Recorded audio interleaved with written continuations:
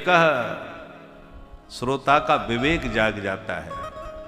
जिस विवेक के उदित होते ही जन्म जन्मांतर का अज्ञान रूपी अंधकार अंतःकरण से नष्ट हो जाता है। अज्ञान तिमिरा अंधस्य ज्ञानांजन शलाकया चक्षुः उन्मीलितम, नेत्र खुल जाते हैं, ज्ञान की दृष्टि प्रकट हो जाती है। मैं धन्य हो गया महाराज, मैंने भागवत तो अपने पिताजी से पढ़ ली, पर अब मुझे आपसे एक बार सुननी है विधिवत। शब्दार्थ समझ लिया, अब तो गूढ़ार्थ समझना है। सनकादिकों से कहा आप मुझे सुनाइए। सनकादिक बोले हम तो इसीलिए घूम रहे हैं, कोई सुनावे या सुन ले। तुम सुनना चाहते हो तो चलो हम सुना देंगे। तो कहाँ चले? बोले गंगा द्वार समीपे तु तटमानंद नामकम। चलो हम लोग हरिद्वार चलते हैं। यहाँ के बाद हमारी भी कथा हरिद्वार में, ऋषिकेश में गंगा तट पर ही है। बोले गंगा द्वार में, परंतु यहां से हम गंगा द्वार जाएं ये बात तो समझ में आती है, पर भेंट तो नारद जी की बद्रीनाथ में हो रही है सनकादिकों से। वो हरिद्वार में लौट करके नीचे आकर के कथा क्यों सुन रहे भाई? जब कहीं भी कथा हो सकती है तो बद्रीनाथ में क्यों नहीं हुई, हरिद्वार क्यों आए? उसका कारण है, पहला कारण तो यह है कि बद्रीनाथ में यदि कथा होती तो पता चला 4 वक्ता हैं और 1 श्रोता। सनक सनंदन सनातन सनत कुमार 4 वक्ता और नारद जी इकलौते श्रोता। तो कितना अजीब सत्संग होता कि वक्ता 4 और श्रोता 1।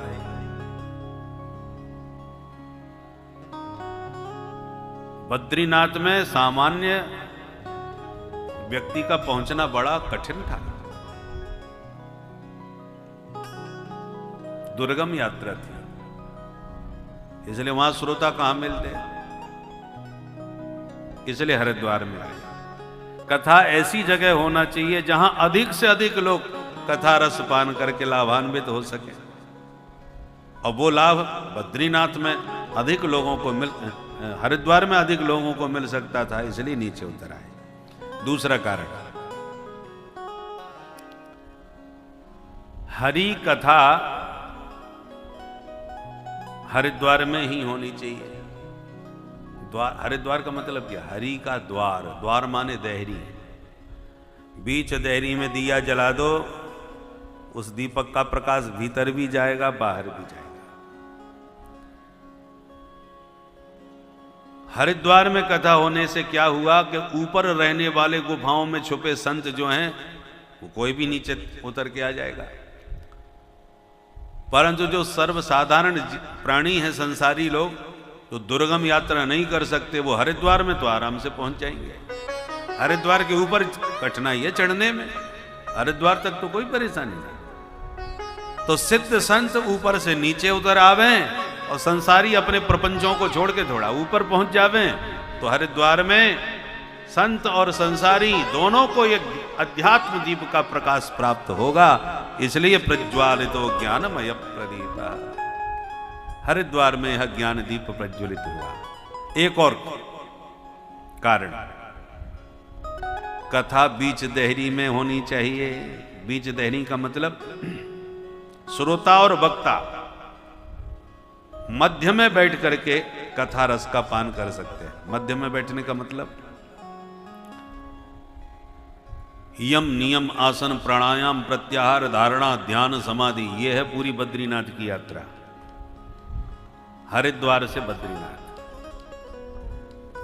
अब ध्यान समाधि में जो संत स्थित हो गए वो क्या कथा सुन पाएंगे?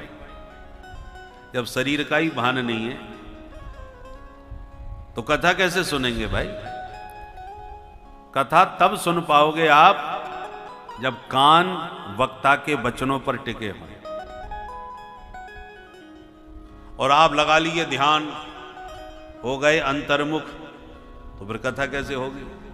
ना आप ना वक्ता कह सकता है, ना श्रोता सुन सकता है। ध्यान और समाधि में कथा नहीं होती। ऊंचाई तो बहुत अच्छी है, ध्यान समाधि की अवस्था तो बहुत ऊंची है, पर उस ऊंची अवस्था में सत्संग नहीं होगा। इसलिए गोस्वामी जी कहते हैं जीवन मुक्त ब्रह्म पर चरित सुनहि तज ध्यान। जीवन मुक्त महात्मा जो निरंतर ध्यान समाधि में स्थित रहते हैं, उन्हें जब पता चलता है भगवान की कथा हो रही है तो चरित सुनहि तज ध्यान, ध्यान छोड़ करके कथा सुनने के लिए भागते हैं। बद्रीनाथ में हम कथा कह रहे थे, पहाड़ पर्वत श्रृंखला तो बहुत ऊंची ऊंची है, तो हमारे पास दूरबीन थी, दूरबीन से चारों तरफ देखते थे। तो हमने देखा कि पहाड़ की बहुत ऊंची चोटी पर कुछ झंडे लगे हुए हैं और एक कोई झोंपड़ी सी बनी है। तो हमने कहा कोई ना कोई महात्मा यहाँ रहते तो जरूर होंगे भाई, जब झोंपड़ी बनी है और झंडे लगे हैं तो कोई रहने वाला भी होगा। हमने कहा कि चलो एक बार चल करके दर्शन करें वहां तक। तो हमने बहुत कोशिश करी, रास्ता ही समझ में नहीं आया कैसे जाया जाए। दिखाई तो पड़ रहा था, पहुंचने का मार्ग समझ में नहीं आ रहा था, हिम्मत नहीं पड़ी। पर उस गुफा से एक महात्मा प्रतिदिन आते थे, कथा सुनते थे और जब तक आरती होवे तब तक चले जाते थे, लौट जाते थे। तब जब हमने एक को कहा कि अब की बार जरा रोकना उन्हें, भाई एक बार हम वहां नहीं पहुंच सकते तो यहीं दर्शन कर लें, मिल लें। तब महात्मा जी से मिले तो हमें बड़ा आश्चर्य हुआ कि हम 7 दिन में एक दिन भी हिम्मत नहीं जुटा पाए वहां पहुंचने की। वो महात्मा प्रतिदिन आए, प्रतिदिन गए, आते थे चले जाते थे और अवस्था वृद्धावस्था में थे महात्मा और प्रतिदिन आना जाना उनका रहता तो वहां तक। बोलो राधे राधे। तो हमने कहा कोई भी महापुरुष हैं जो गुफा में बैठ करके लगा समाधि ध्यान में, परंतु कथा सुनने के लिए मामले में वो ध्यान समाधि छोड़ के गुफा से बाहर निकल के नीचे आ जाते थे। प्रतिदिन हमने उनके दर्शन किए। तो चरित सुनहि तज ध्यान, ध्यान समाधि तो चाहे जब लगा लो घर की चीज है, पर कथा सुनने का अपनी इच्छा से थोड़ी होता है। जब तक कोई प्रबुद्ध वक्ता ना मिले कथा सुनने को कैसे मिलेगी।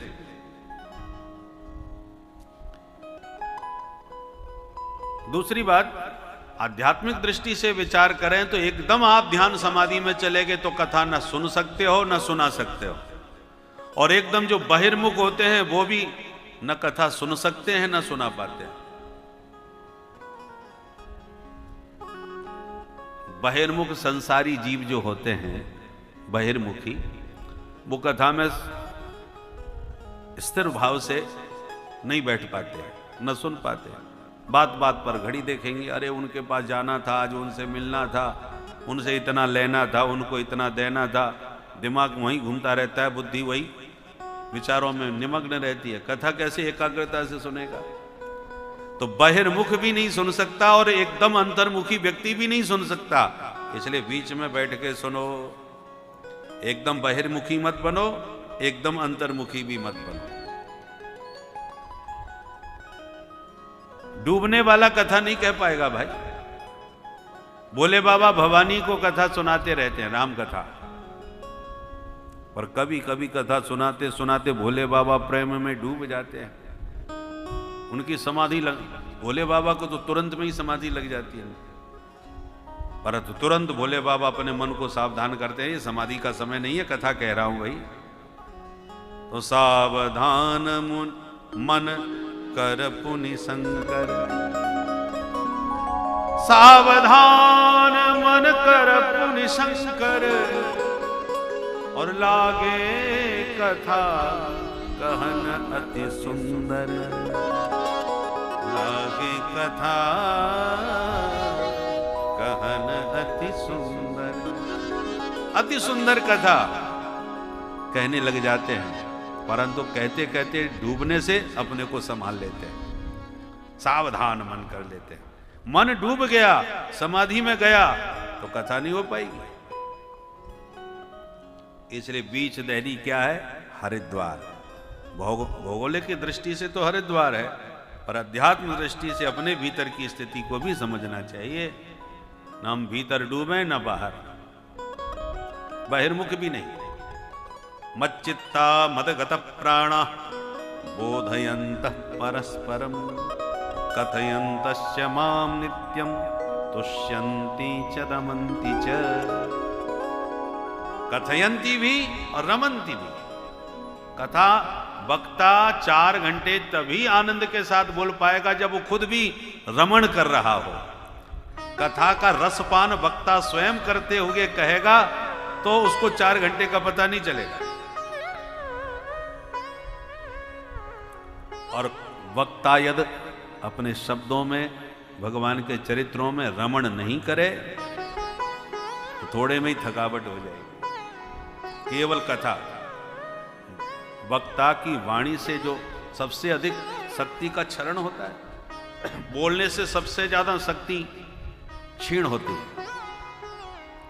कभी 1-2 घंटे बोल के देखो लगातार, जो 1 घंटे भी कभी न बोले उसे अचानक 2-2.5 घंटे बोलने को आए, चक्कर आ जाएगा। तो प्रोफेसर हैं, वक्तव्य देते हैं, उनको सब पता है बोलने में कितना श्रम होता है। पर 4-4, 5-5 घंटे वक्ता कैसे बोल लेता है? क्योंकि वो केवल बोलता नहीं है, केवल कहता नहीं है, जो चरित्र का वर्णन करता है उस चरित्र में रमण भी करता है, उसका आस्वादन करता है, उसमें रस लेता है। वक्ता को यदि रस नहीं मिलेगा तो थक जाएगा, और रसास्वादन करता हुआ कथा कहेगा तो थकावट का पता नहीं चलेगा। इसलिए तुष्यन्ति च रमन्ति च, ये बीच की स्थिति। इसलिए हरिद्वार में कथा का भव्य आयोजन हुआ, हजारों श्रोता उपस्थित हुए। नारद जी ने खूब प्रचार प्रसार किया, और जैसी कथा का शुभारंभ हुआ कि एक चमत्कार हो गया। क्या? भक्ति सुतौ तौ तरुणौ गृहीत्वा प्रेमैक रूपा सहसा विरासी। भक्ति सुतौ तौ तरुणौ गृहीत्वा प्रेमैक रूपा सहसा विरासी।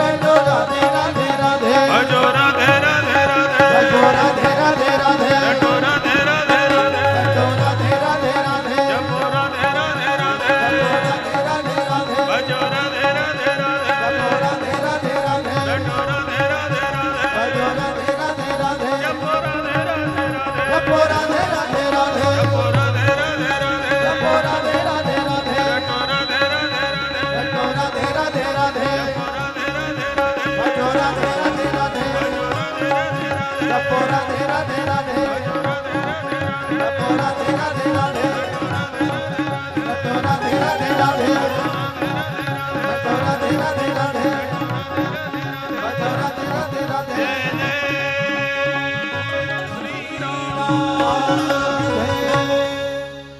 बोल राधा रानी की।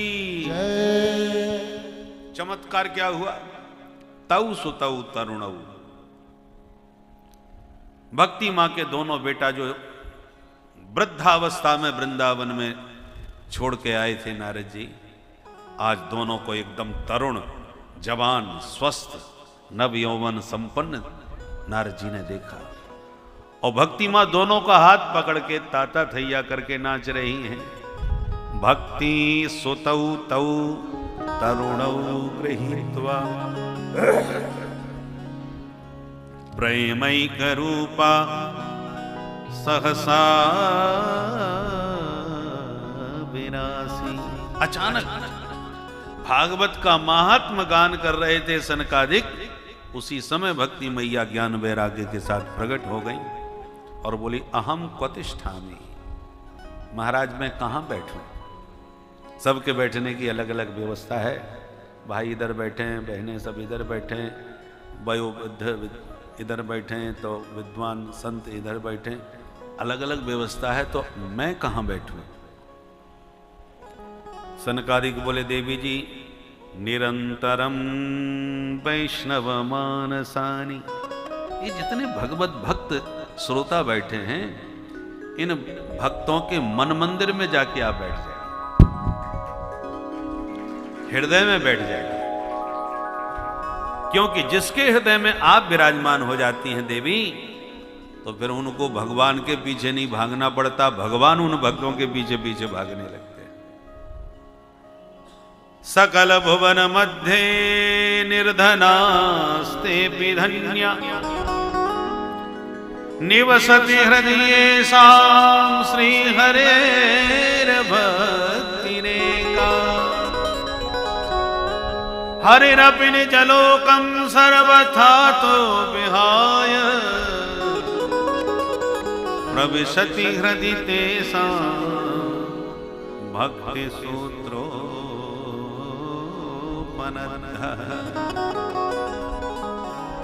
सनकादिक कहते हैं देवी त्रिभुवन में वही प्राणी परम धन्य है जिसके हृदय भवन में भक्ति का निवास हो। भक्ति के आने से ऐसा क्या हो जाता है भाई? बोले भक्ति है भगवान की प्राण प्रिया, प्रभु इनसे इतना प्रेम करते हैं कि ये जहां पहुंचती हैं पीछे पीछे पहुंच जाते हैं। हरिरपि निज लोकम सर्वथा तो विहाय, ठाकुर जी का जो निज धाम है, गोलोक धाम, वैकुंठ धाम, साकेत धाम, भगवान के निज धाम है। पर जिन भक्तों के हृदय में भक्ति होती है तो निज लोकम विहाय, अपना धाम छोड़ देते हैं और प्रविशति हृदय तेसाम, तेसाम हृदय प्रविशति, उस भक्त के हृदय में जबरदस्ती घुस जाते हैं। वो बुलावे तो, आह्वान करे तो, न करे तो, जबरदस्ती। और एक बार ये घुस पाए तो भक्ति महारानी इनको ऐसा प्रेम के पाश में, रस्सी में पाद पद्मों को ऐसा बांध देती है, पकड़ लेती हैं, जकड़ लेती है कि ये फिर टस से मस नहीं हो पाते, हमेशा हमेशा के लिए उस भक्त के हृदय के बंधक बन जाते हैं, उसके हृदय में कैद हो जाते हैं। आप लोग विराजमान हैं, जब चाहें तब खिसक सकते हो, और मेन गेट बंद हो जाए कि कथा के बाद ही खुलेगा, अब ना आना ना जाना, तो फिर आप विराजमान नहीं हैं, फिर आप अवरुद्ध हैं। कोई कहे साहब जरूरी बात है थोड़ा बाहर निकलो, बोले क्या करें फंस गए कथा में, अब तो 7 बजे ही गेट खुलेगा। तो विराजमान होने में, अवरुद्ध होने में अंतर है भाई। कैदियों के बीच में गपशप कर रहे हो जेलर साहब, तो वो विराजमान है, कैदी को विराजमान नहीं कहा जाएगा। और जेलर साहब तो जब चाहें बाहर चले जाएं, जब चाहें तब उनके बीच में आके बैठ जाएं। तो भगवान भक्ति के हृदय से, भक्ति जिनके हृदय में विराजती है उनके हृदय से भाग नहीं पाते, बंदी बन जाते हैं, कैद हो जाते हैं। बोल बंसी वारे की जय। फिर भक्त अपनी मर्जी से उन्हें नचाता है।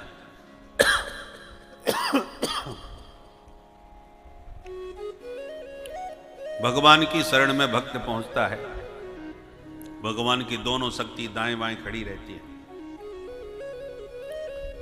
भगवान कहते हैं भैया तुम्हें क्या चाहिए बताओ, ये चाहिए कि ये। भक्त कहता है जरा इन दोनों से परिचय तो कराओ, ये कौन है। भगवान बोले ये तो माया देवी है और ये हमारी भक्ति देवी है।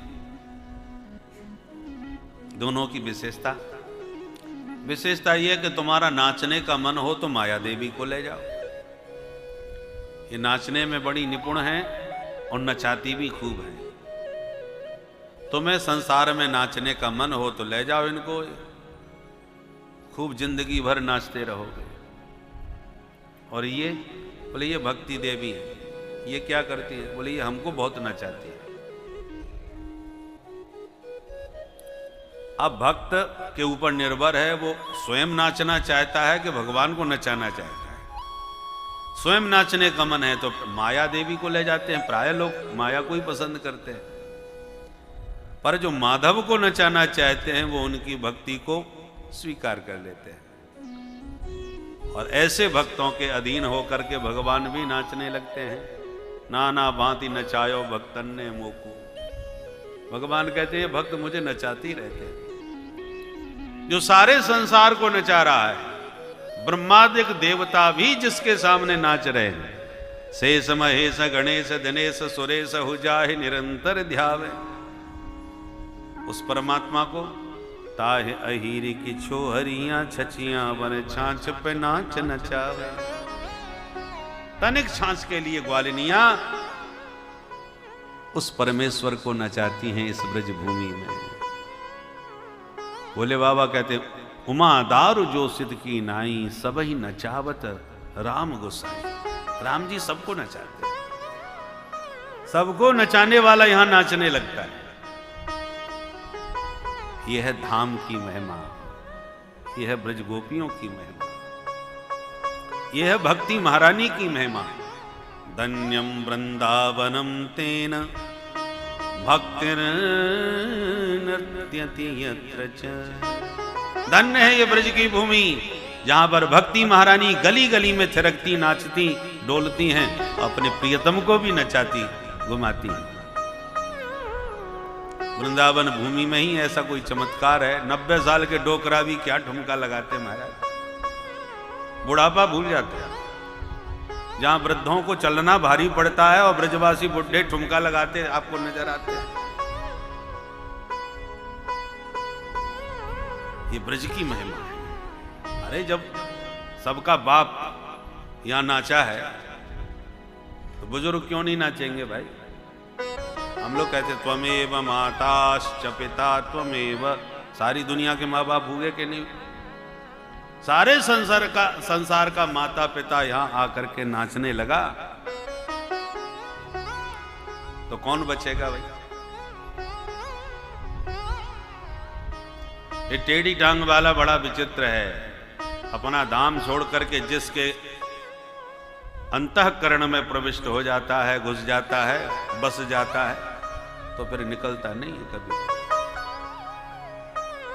पहले तो भक्ति ही नहीं निकालता, और भक्त कह भी के पधारो आपकी जरूरत नहीं है तो भी ये निकलने वाला नहीं है। एक बार किसी की घर पे कब्जा हो जाए तो जल्दी कहां कौन खाली करता है। और मकान बढ़िया हो तो फिर तो प्रश्न ही नहीं उठता। बोलो राधे राधे। ठाकुर जी भी ताकते रहते हैं कोई मकान मिले खाली, कर लूं कब्जा।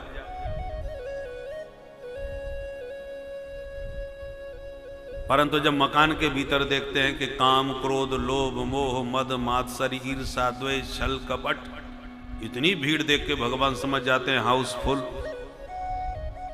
इस मकान में तो पैर रखने की जगह नहीं है भैया, तो दूर से ताक के झांक करके लौट जाते हैं, चले जाते हैं।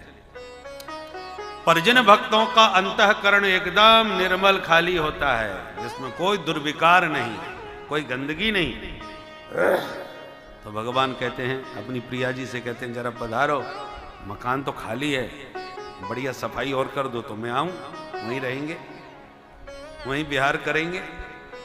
तो किशोरी जी आती हैं, भगवान की प्राण वल्लभा भक्ति महारानी आती हैं, उस खाली मकान में फिर झाड़ू पोंछा लगाती हैं, गंदगी को बाहर करती हैं, घर को चमकाती है। माताओं को ही घर सजाना आता है। जिस घर में देवी ना हो उस घर की शकल अलग समझ में आ जाती है। कुशल गृहिणी ही गृह घर की सज्जा करती है। तो भगवान अपनी प्रिया जी को भेज देते हैं और प्रिया जी उसका परिष्कार कर देती हैं, चमका देती हैं। उनके प्रियतम को जो अच्छी वस्तु लगती है वही सजाती हैं, जो अच्छी नहीं लगती है उसे भवन के बाहर फेंक देती है। और जब भवन सज के तैयार हो जाता है तो फिर आत्म श्रृंगार करती हैं, अपने को भी सजाती हैं।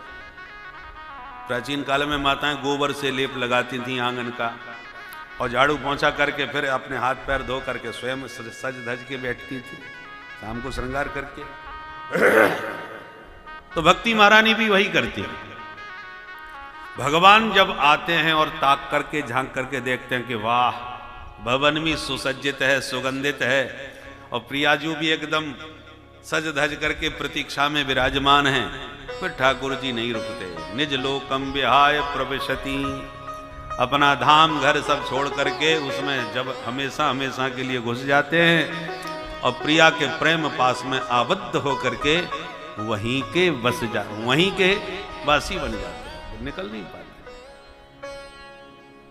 बोल भक्त वत्सल भगवान की जय।